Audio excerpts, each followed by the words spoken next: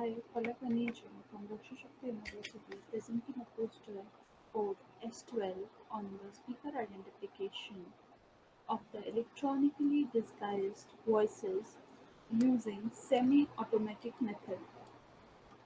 This poster discusses about the speaker identification cases in the forensic science or criminal investigation process. Speaker identification is one of the very key part of the forensic science where the criminals are being identified on the basis of their speech. There are multiple methods to disguise their voices, including physical and electronic.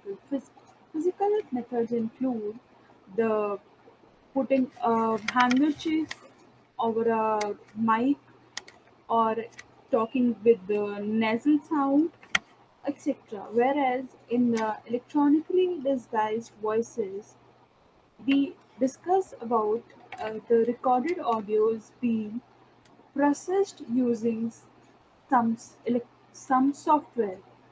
There are multiple softwares working on Windows, Android-based applications, or many. These softwares change natural voices to the female voice to the male voice to the child voice to the old age or to the alien robot cave monster or to of animal or of cartoon. There are multiple variations in this aspect. The first instinct for a criminal is to hide its identity, and for this they use these methods to so that they cannot be identified.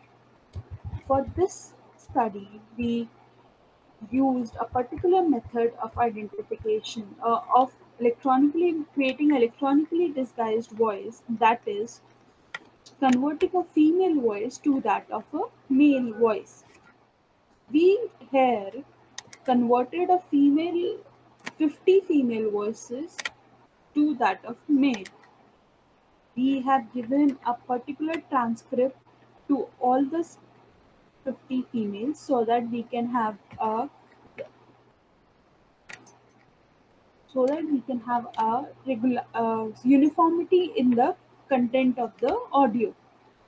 The properties of the audio were 110025 sampling rate, channel was mono, and file format was dot wave.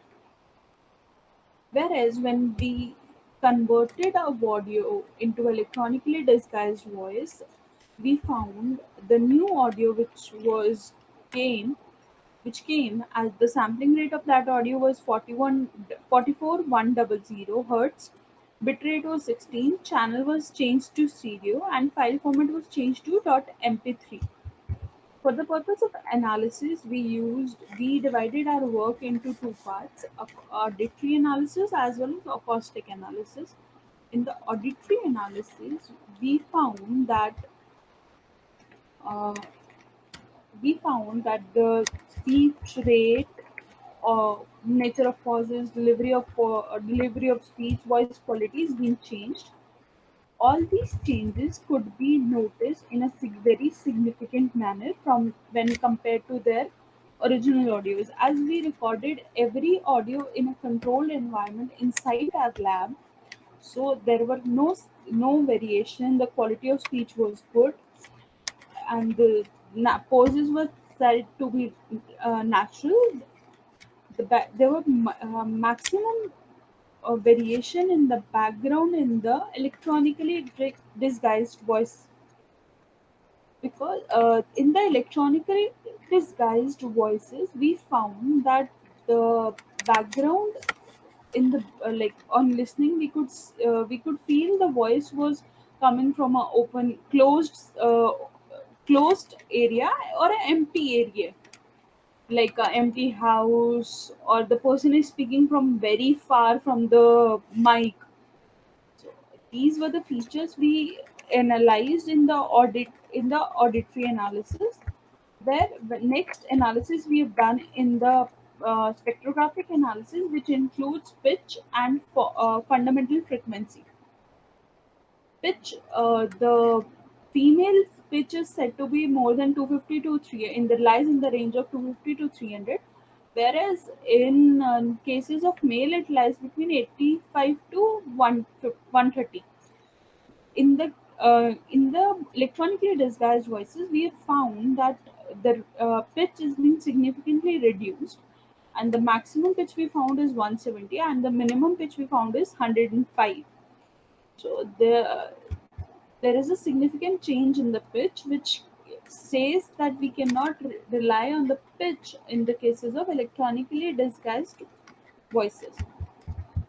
Next comes the formant analysis of a audio. For formant analysis, we divided our work into 5 vowels, that is A, E, I, or U. So these are the statistical tables which shows. For the statistical analysis we used compared we for comparison we used paired sample t-test. These tables show the comparison of control voices with that of electronically disguised voices. As you can see in the tables, we have found there's a multiple variations. For vowel R, we found F1 and F3 formant was non-significant, which states that we can use these formants for the identification purpose. For vowel R, we found only F2 and F3. For vowel E, we found only F4. For vowel A, we could not find anything, and for vowel for vowel O, we found only F2 as non-significant. So these features can be used for the identification purposes. Uh, on discussion part, I'll say that for the identification of electronically disguised voices, we cannot rely on the fact that we can either only go for auditory analysis or only for spectrographic analysis, including all the four vowels. Since there was significant variations in auditory analysis as well as acoustic analysis, so we need to be very particular when we are dealing with the electronically disguised voices. Specifically for vowels, there is a particular Formant frequency which is not changing, and that's how we should go for analysis. We should combine these analysis and give a result on this basis. So on this, I'll say thank you to everyone, and thank you for the organizing committee for accepting and giving me opportunity to present my work. Thank you all.